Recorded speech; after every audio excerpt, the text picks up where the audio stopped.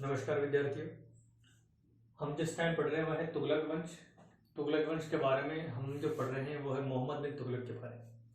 हमने मोहम्मद बिन तुगलक के विजय अभियान, उसके जो प्रमुख योजनाएं थी उनके बारे में संक्षेप में अध्ययन कर लिया है। आज हम पढ़ते हैं मोहम्मद बिन तुगलक की प्रशासनिक अधिकारी और अमीर वर्ग में जो परिवर्तन किए थे उनके बारे में आज पढ़ते हैं। देखो, मोहम्मद बिन तुगलक, इसने जो प्रशासकीय वर्ग,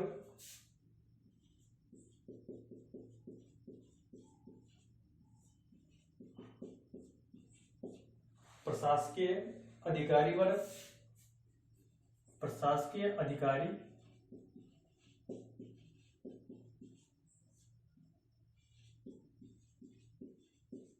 व अमीर वर्ग में क्या किया था? परिवर्तन किया था। अमीर वर्ग में परिवर्तन। अपने प्रशासन में मोहम्मद बिन तुगलक ने कई अन्य लोगों को भी शामिल किया था, कई अन्य वर्ग के लोगों को भी शामिल किया था और उनको बराबर का हक दिया था। यानी कि अलाउद्दीन खिलजी के पश्चात दिल्ली सल्तनत के सुल्तानों में अगर किसी की गणना की जाती है तो वो मोहम्मद बिन तुगलक था। इसने योग्यता व कौशल व बिना भेदभाव के प्रशासनिक पद आवंटित किए थे। उनमें से एक था मोहम्मद बिन तुगलक, एक था अलाउद्दीन खिलजी, दूसरा था मोहम्मद बिन तुगलक। यानी कि अलाउद्दीन खिलजी की जो योग्यता के आधार पर पद बांटे थे उसी नीति को इसने आगे जारी रखा। तो इसी के तहत हम आज अध्ययन करेंगे। देखो,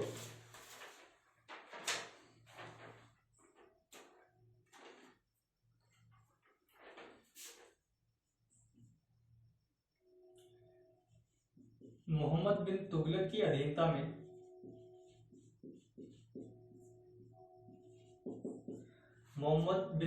अधीनता में सल्तनत कालीन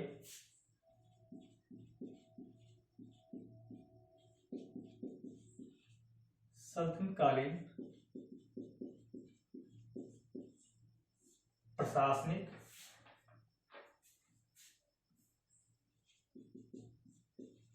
वर्ग के प्रकार व संयोजन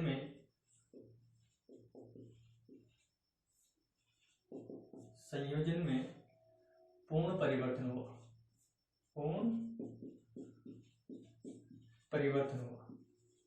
यानी कि इसकी फितरत थी परिवर्तनों को लागू करना। ये बार बार मुकी खाता था, बार बार उल्टे पांव पड़ता था, लेकिन ये फिर भी परिवर्तन करना इसने नहीं छोड़ा।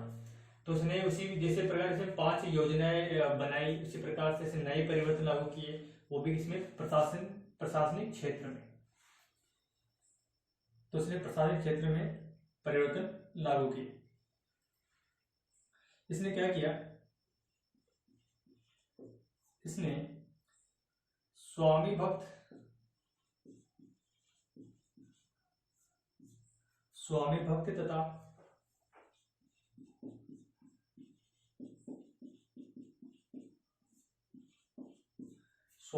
तथा कौशल पर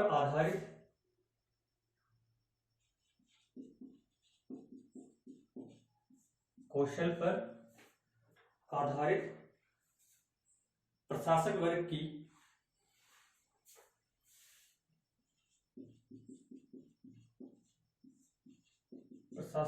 की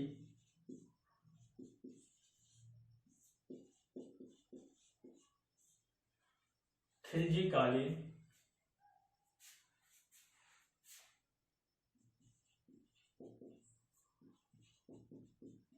विचारधारा को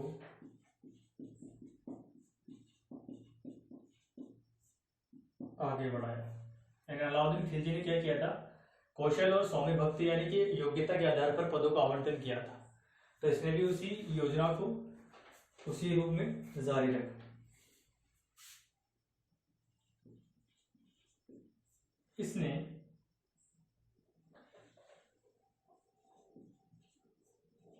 उसमें यानी कि इस प्रशासनिक के परिवर्तन में इसने उसमें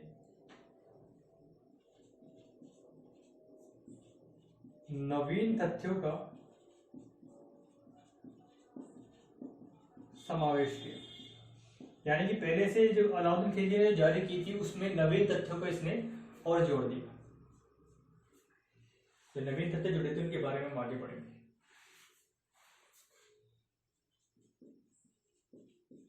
योग्यता व बिना भेदभाव के पद बांटे।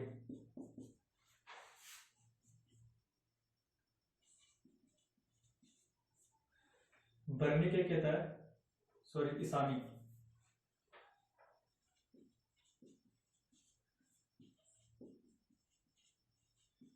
इसामी के अनुसार मोहम्मद बिन तुगलक ने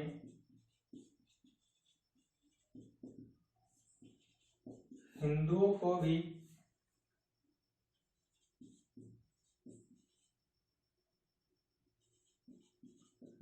राज दरबार में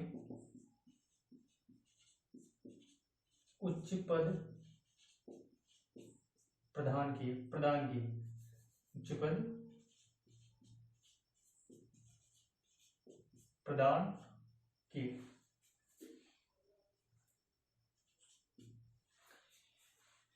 तो ये उसकी विशेषताएं थी। ठीक है, तो हिंदुओं को भी इसने अपने राज दरबार में, अपने शासन में, प्रशासन में उच्च पद दिए थे। देखो एक इतिहासकार है याह्या बिन सरहिंदी, इसने किताब लिखी है, किताब का नाम है तारीख मुबारक शरीफ।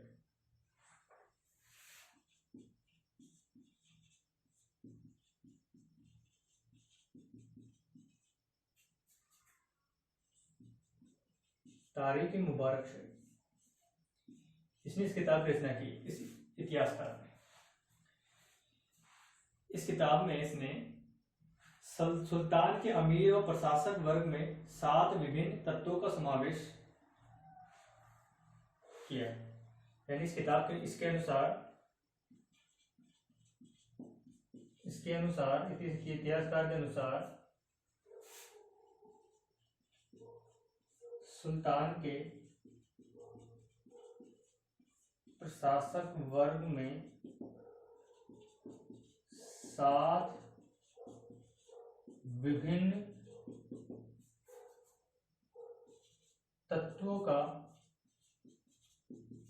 समावेश था। वो 7 विभिन्न तत्व कौन कौन से हैं? ये देखो, वो जो तत्व हैं वो ये हैं, इसको नोट कर लेना, इसको नोट कर लो। तो 7 विभिन्न तत्व,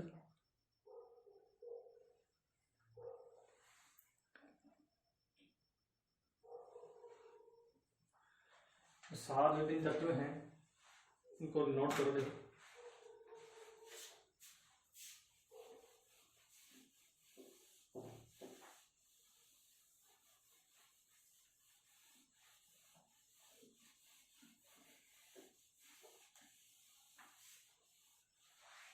सात विभिन्न तत्व यानी 7 विभिन्न वर्ग के लोगों का समावेश था। तत्व का मतलब है 7 विभिन्न लोगों के, वर्गों के लोगों का समावेश था, जिनमें पहले देखो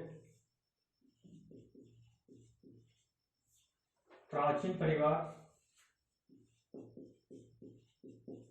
परिवार में वो लोग थे जो खिलजियों के टाइम से ही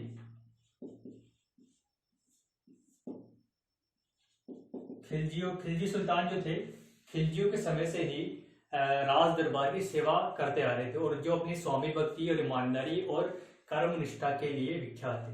उन लोगों का एक प्रशासनिक वर्ग में समावेश किया गया मोहम्मद बिन तुगलक द्वारा। यानी कि जो प्राचीन काल से, यानी कि लंबे समय से ही राज दरबार में राजा की, सुल्तान की सेवा करते आ रहे थे पूर्ण निष्ठा से, पूर्ण स्वामी भक्ति से, और जिन्होंने कभी भी राज्य या राजा के खिलाफ जाने की, किसी प्रकार की बगावत करने की कोशिश नहीं की, उनको क्या किया इसने प्रशासनिक वर्ग में समावेश दिया या उनको नियुक्त किया। तो पहला तत्व ये था। दूसरा जो तत्व है वो है धर्मांतरित व्यक्ति।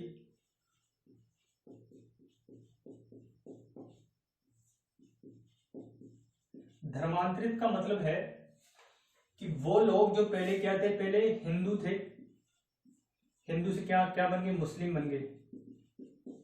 जिन्होंने हिंदू धर्म को छोड़कर मुस्लिम धर्म अपना लिया, उन लोगों को उस प्रशासन में समावेश दिया गया, प्रशासन में उनकी नियुक्ति की गई। अगर उसमें योग्यता है तो, अगर वो हिंदू से मुस्लिम बन गए और उनमें योग्यता है तो उनको प्रशासन में नियुक्ति दी गई। तो दूसरा वर्ग ये था धर्मांतरित व्यक्ति, ऐसा वर्ग भी प्रशासन में शामिल किया गया मोहम्मद बिन तुगलक द्वारा। तीसरा वर्ग है विदेशी लोग। विदेशी लोग जो किसी न किसी क्षेत्र में विद्वता हासिल कर चुके थे, या जिनकी विद्वता के कारण मोहम्मद बिन तुगलक प्रसन्न होकर उनको क्या करता था, उच्च पदों पर आसीन कर देता था, जिनमें न्यायिक क्षेत्र के पद इंपोर्टेंट माने जाते हैं। विदेशियों में एक था इब्न बतूता, का नाम आपने सुना होगा, एक मोरक्को का निवासी था, यात्री था। इसको दिल्ली का काजी बना दिया गया था मोहम्मद बिन तुगलक द्वारा। और मोहम्मद बिन तुगलक जो विदेशियों की क्या करता था, खूब उनका खूब सत्कार करता था, खूब उनका आदर करता था और उन्हें मित्र कहकर संबोधित करता था। मोहम्मद बिन तुगलक इनका बड़ा सम्मान करता था, इन्हें काफी सारे उपहार भी दिया करता था मोहम्मद बिन तुगलक। तो इनका बड़ा सम्मान होता था दरबार में इनकी, क्योंकि ये विदेशी लोग जो थे, जो कि विद्वान लोग होते थे, उन्हीं को ये प्रशासन के क्षेत्रों में लिया करता था। ठीक है, इनकी विद्वता के कारण। तो चौथा तत्व ये है। पांचवें तत्व की बात की जाए तो पांचवा जो है वो धार्मिक वर्ग है। धार्मिक वर्ग जिनमें कौन है, उलेमा है, सूफी है। उलेमा और सूफी, इन वर्ग को मोहम्मद बिन तुगलक द्वारा प्रशासन में शामिल किया गया। सूफियों के साथ क्या किया गया, मोहम्मद बिन तुगलक ने क्या किया, विवाह संबंध बनाए। इनके साथ क्या किया गया, विवाह संबंध स्थापित किया गया। तो मोहम्मद बिन तुगलक ने उलेमा और सूफी लोग जो थे, सूफी वर्ग, उनके साथ भी अच्छा व्यवहार किया, उनको भी प्रशासन में महत्वपूर्ण पद आवंटित किए। ये चौथा वर्ग था। और इनके साथ ये याद है, सूफी के साथ वैवाहिक संबंध भी स्थापित किए मोहम्मद बिन तुगलक ने। पांचवा जो वर्ग है वह है अफगान। अफगान वर्ग, अफगान लोग जो अफगानिस्तान से आए थे, उनको प्रशासन में महत्वपूर्ण पद दिए गए, याद रखना है आपको। लेकिन इस वर्ग ने क्या क्या किया, इस वर्ग ने सुल्तान के प्रति स्वामी भक्ति नहीं दिखाई। सुल्तान के प्रति क्या नहीं किया, स्वामी भक्ति नहीं दिखाई, याद रखना है आपको। छठा जो था वो था अमीर सादा। अमीर सादा, अमीर सादा कौन थे, अमीर सादा थे जो मध्य एशिया से आए थे, मध्य एशिया से जो आए थे उनको अमीर सादा कहा जाता था। और इन अमीर सादाओं का मोहम्मद बिन तुगलक के समय जो विद्रोह हुए थे, उन विद्रोह में एक बड़ा योगदान था इनका। और इन्हीं अमीर सादा की बदौलत क्या हुआ था, बहमनी साम्राज्य का क्या हुआ था, उदय हुआ था, बहमनी राज्य की स्थापना हुई। बहमनी राज्य की स्थापना में ने बड़ा ये रोल अदा किया था, किन्होंने, अमीर सादा, याद रखना है आपको। और इसी के टाइम पर जो बहमनी विद्रोह के कारण क्या हुआ था, दक्षिण भारत में बहमनी राज्य की स्थापना हुई थी। दौलताबाद में थे ये, दौलताबाद के जो अधिकारी थे उन्होंने मिलकर किया था। सातवां जो हुआ है हिंदू वर्ग।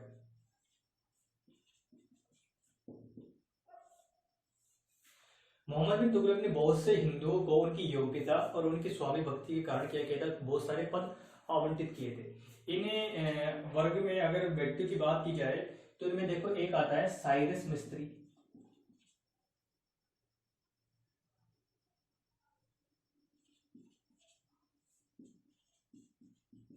साइरस मिस्त्री का नाम इंपॉर्टेंट है इसमें, देखो साइरस, साईराज,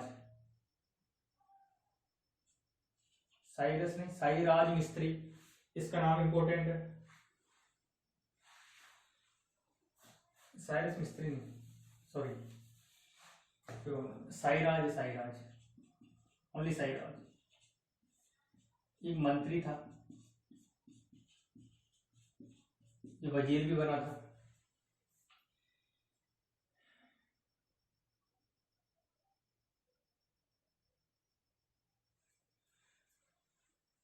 क्या था ये?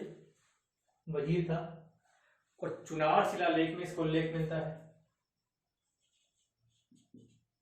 चुनार शिलालेख में क्या मिलता है? इसका उल्लेख मिलता है साईराज का। एक हिंदू अधिकारी थे। इसके अलावा अन्य अधिकारियों में देखो, एक था धारा, धारा नामक अधिकारी था। ये दक्षिण का नायब वजीर था, दक्षिण का नायब वजीर था। एक रतन ज्योतिष,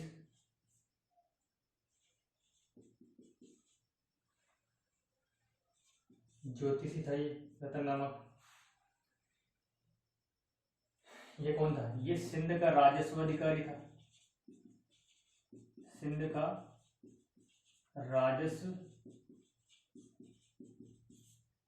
अधिकारी था ये।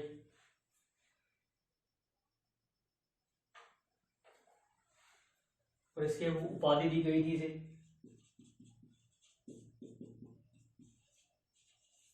अजीम उल सिंध, अजीम उस सिंध, अजीम उस सिंध की उपाधि दी गई थी किसके द्वारा? मोहम्मद बिन तुगलक द्वारा। किसको? रतन ज्योतिष को। एक और था मीरन राय, ये गुलबर्गा का गवर्नर था, यहाँ का राज्यपाल।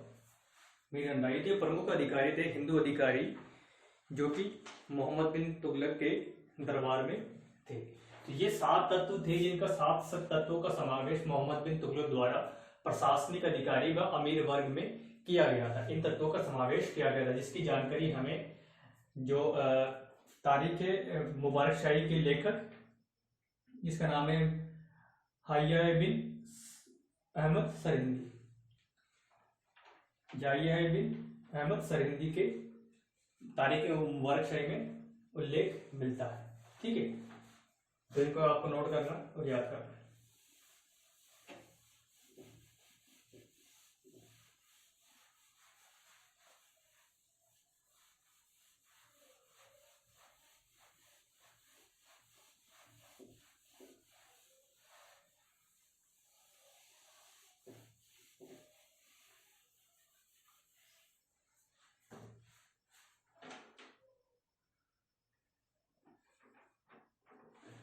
देखो, जो मोहम्मद बिन तुगलक था, मोहम्मद बिन तुगलक का जैन संतों के साथ भी क्या था? अच्छा संबंध था। मोहम्मद बिन तुगलक जैन संतों के साथ इनका अच्छा संबंध था। और एक जैन संत का नाम मिलता है जैन प्रभासुरी, जैन प्रभासुरी।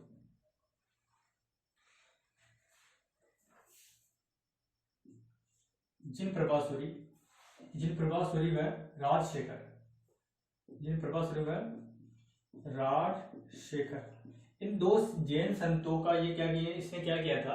अपने दरबार में स्वागत किया था। तो इससे क्या कहते हैं इनका? अपने दरबार में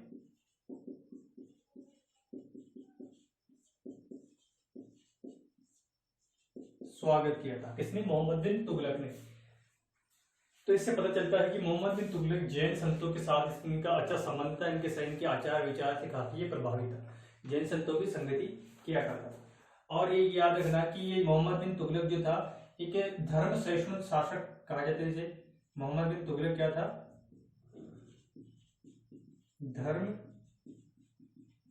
सहिष्णु सुल्तान था। यह हिंदुओं के त्योहारों में शामिल होता था।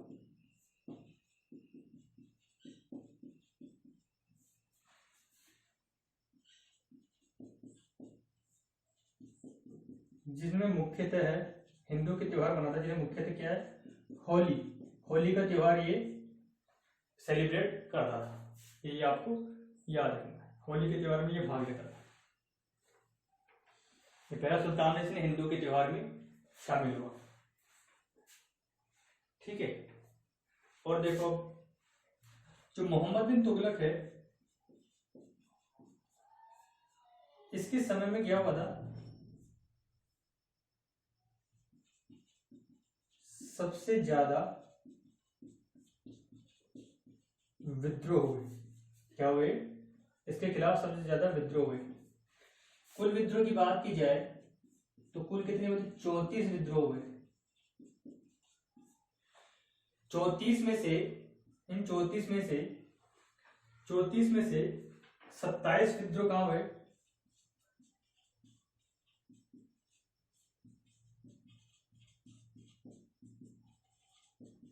दक्षिण भारत में। याद रखना, कितने विद्रोह हुए? 34 हुए। 34 में से 27 विद्रोह दक्षिण भारत में। ये दक्षिण भारत के विद्रोह में दो विद्रोह इंपोर्टेंट है जो आपको नोट करना है।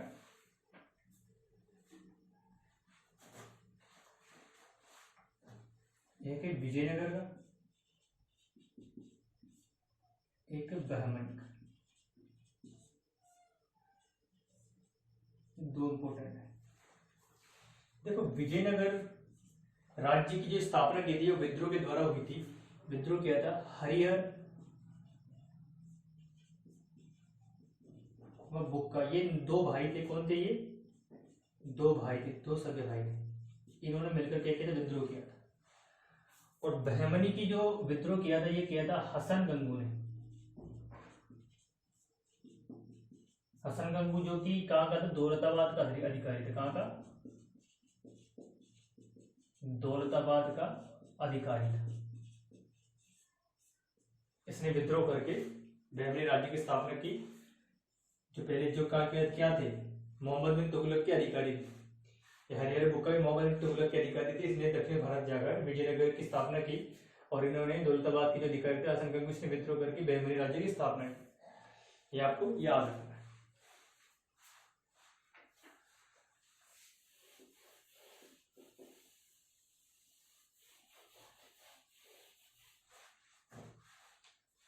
कुल विद्रोह कितने? 34, 27 अकेले दक्षिण भारत में। जो पहला विद्रोह हुआ था,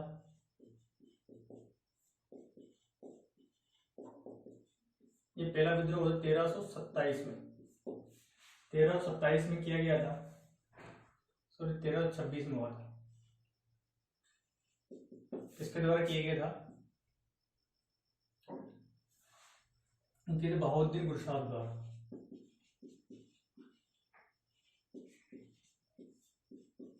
बहाउद्दीन गुरशास्प द्वारा। ये कौन था? ये मोहम्मद बिन तुगलक का चचेरा भाई था। इसने दक्षिण भारत में क्या किया था? मोहम्मद बिन तुगलक के खिलाफ विद्रोह किया था। और अंतिम विद्रोह कहाँ था?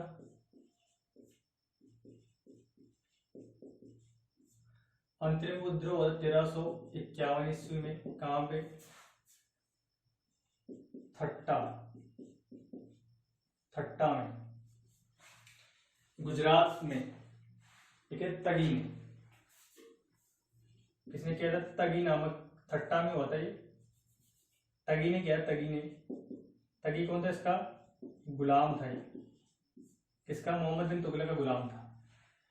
गुजरात में किया था इसने, याद रखना। तो इसके अलावा इसके जो विद्रोह थे बंगाल में भी हुए, दक्षिण भारत में सब ज्यादा हुए। दक्षिण भारत में विद्रोह होने के पीछे कारण ये था कि मोहम्मद बिन तुगलक ने दक्षिण भारत को दिल्ली सल्तनत में मिला लिया था। और दिल्ली सल्तनत में मिला लेने के कारण क्या था कि दिल्ली सल्तनत से दक्षिण भारत को ऑपरेट करना, दिल्ली से ऑपरेट करना पॉसिबल नहीं था, क्योंकि इसने मोहम्मद बिन तुगलक ने अलाउद्दीन खिलजी जैसी योजना नहीं अपनाई। अलाउद्दीन खिलजी ने दक्षिण भारत को जीता, लेकिन उसे दिल्ली सल्तनत में नहीं मिलाया, क्योंकि उसे पता था कि दिल्ली से दक्षिण भारत की दूरी काफी ज्यादा है और दिल्ली से दक्षिण भारत को ऑपरेट करना पॉसिबल नहीं है। तो उसने दक्षिण भारत को, अलाउद्दीन खिलजी ने दक्षिण भारत को जीत कर उनके शासकों को वापस लौटा दिया था। केवल वहां से क्या लेता था, वो कर लेता था। लेकिन मोहम्मद बिन तुगलक ने उनको अपने राज्य में मिला लिया और वहां पर अपने अधिकारी नियुक्त कर दिए, अपने गवर्नर नियुक्त कर दिए। लेकिन गवर्नर जो थे वो क्या निकले, वो देशद्रोही निकले, विद्रोही निकले। तो उसने उन गवर्नरों ने सुल्तान के खिलाफ ही क्या कर दिया, विद्रोह कर दिया। और विद्रोह को दबाते दबाते वो परेशान हो गया और अंतिम विद्रोह को दबाते दबाते वो परलोक सिधार गया। याद रखना है आप। इसमें तगी ने तगी जैसे गुलाम देश ने विद्रोह किया और 1351 में तगी के विद्रोह को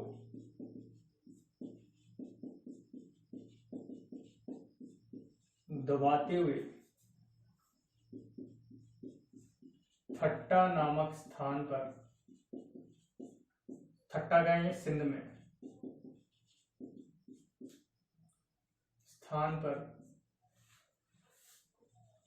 मोहम्मद बिन तुगलक की मृत्यु हो गई। यानी बीमार पड़ गया था ये और इसकी मृत्यु हो गई। याद रखना। इसकी मृत्यु पर बंदायूं ने एक स्टेटमेंट दिया। बंदायूं ने कौन है, ये मुंतखब लुबाब, यानी कि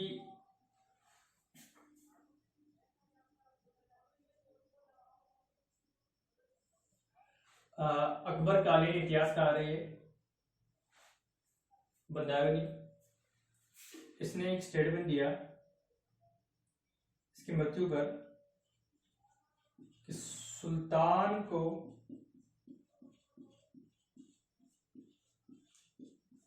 अपनी प्रजा से और प्रजा को सुल्तान से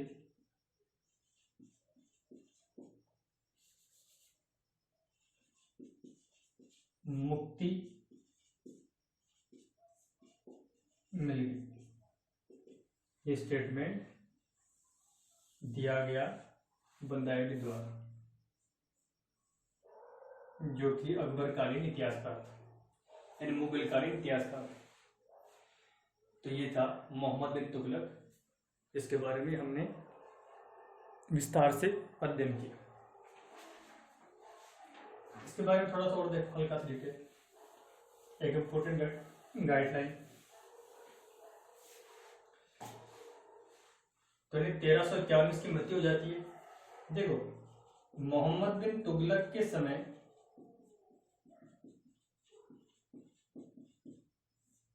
शासनकाल में, यानी 1333 में मोरक्को का यात्री आया था। मोरक्को का यात्री जिसका नाम था इब्न बतूता। ये कहा है, भारत आया, मोहम्मद बिन तुगलक के दरबार में आया। इसने एक किताब लिखी, इसकी रचना जो है वह है रहला, जो कि इसने वापस मोरक्को जाकर लिखी। मोहम्मद बिन तुगलक ने इसको क्या बनाया, काजी का पद दिया। क्या बनाया, काजी दिया, काजी का पद बनाया और अच्छी खासी सैलरी दिया, अच्छा खासा पैसा दिया, सम्मान दिया। रहला में मोहम्मद बिन तुगलक के बारे में ये काफी वर्णन करता है। इसके साथ ये भारत के सामाजिक, आर्थिक और राजनीतिक जीवन के बारे में इसमें वर्णन करता है। ये खासकर भारत के पान वन नारियल का जिक्र करता है। इसने पहली बार देखा, नारियल को देखकर ये थोड़ा अचंभित हो गया। ठीक है। इसने मोहम्मद बिन तुगलक की जो डाक व्यवस्था थी, डाक व्यवस्था की क्या की, प्रशंसा की है, इसकी बात की है। इसके अनुसार उस समय 2 प्रकार की डाक व्यवस्थाएं थी, एक थी पैदल और एक थी घोड़े से। पैदल खिलाती दावा और घोड़े वाली खिलाती उलूक। याद रखना। डाक व्यवस्था क्या करता है, ये बड़ी प्रशंसा करता है। इसके साथ ही सामाजिक व्यवस्था के बारे में देता है। सामाजिक व्यवस्था में सती प्रथा का उल्लेख करता है। किसका उल्लेख करता है? सती प्रथा का। याद रखना आपको।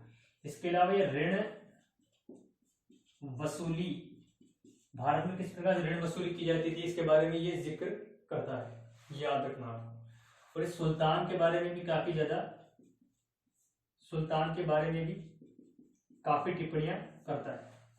सुल्तान को ये मूर्ख है या फिर कहते पागल सुल्तान कहता है।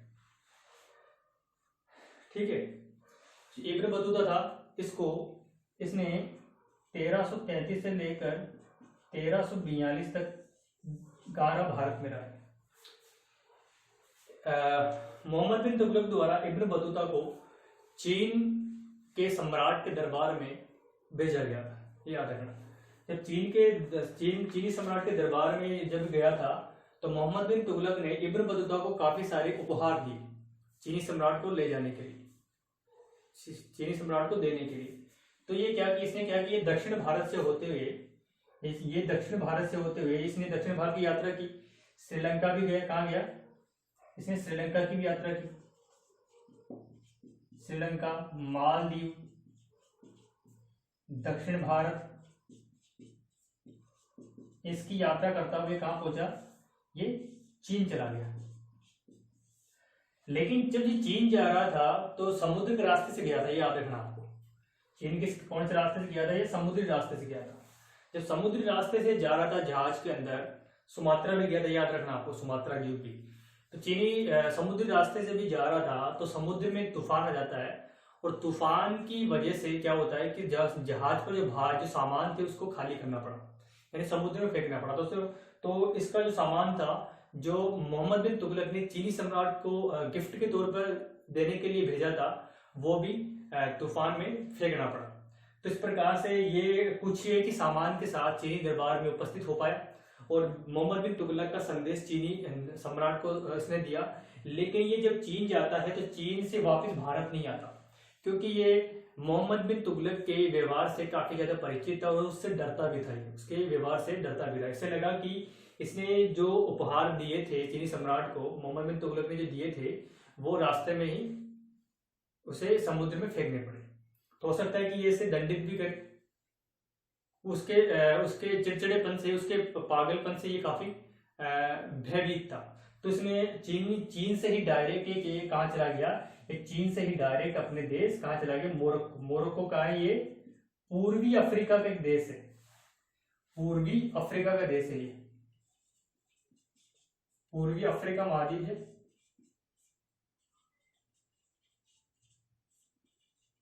वहां का देश है, यहां चला गया और यहां जाकर इसने अपनी रचना रहला की अपनी किताब रचना रहला की रचना की, इसमें रहला लिखी। और उसी में हमें भारत के बारे में, मोहम्मद बिन तुगलक के बारे में जानकारी मिलती है, और ये यहाँ की अकालों के बारे में भी बताता है। इसने मोहम्मद बिन तुगलक से पहले जितने भी सुल्तान थे दिल्ली सल्तनत, उनके बारे में भी अपनी ग्रंथ रहला में लिखा है। खिलजी सल्तनत सुल्तान के बारे में भी लिखा है। इसने जो उस टाइम के जो खिलजी के समय के जो लोग थे जिन्होंने घटनाओं को देखा, उस घटनाओं का इसने वर्णन किया है। इसने ये भी वर्णन किया है कि इसने अलाउद्दीन खिलजी के समय में जो चावल रखे गए थे गोदामों में, उसको इसने मोहम्मद बिन तुगलक के समय जो अकाल पड़ा था उस समय खाए थे। तो ये मोहम्मद बिन तुगलक के समय में आया था, ये आपको याद रखना। ठीक है, तो मोहम्मद बिन तुगलक का जो टॉपिक है ये पूरा हो चुका है। मोहम्मद बिन तुगलक के बाद जो नया शासक आता है वो आता है फिरोज शाह तुगलक। फिरोज शाह तुगलक के बारे में हम नेक्स्ट वीडियो में डिटेल में पढ़ेंगे। आज के लिए इतना है, मिलते हैं नेक्स्ट वीडियो में। धन्यवाद।